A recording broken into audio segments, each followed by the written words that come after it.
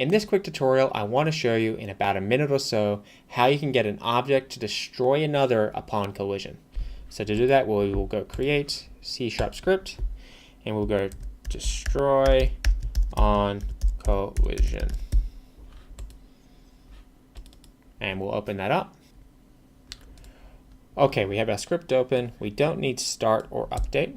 What we do need is on collision enter. Now, if you simply want to destroy the object no matter what, all you would need to do is call destroy and supply it a game object from the collision. So collision.gameObject, and there you have it. That's all you would need to destroy the object. If, however, you want to apply some logic and you want to make sure it's the right object, you may want to go if collision.collider.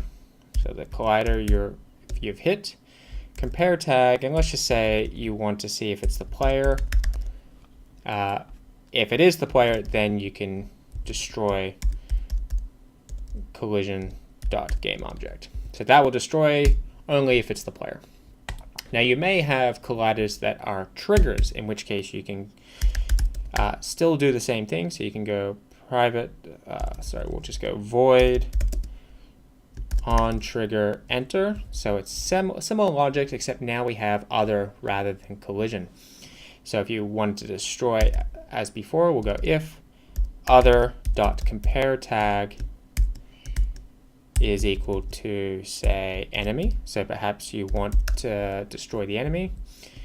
You can go destroy other.gameObject. And there you have it. Upon collision, if it's a normal collider, use the first method. If it's a trigger, use the second method. Thanks for watching.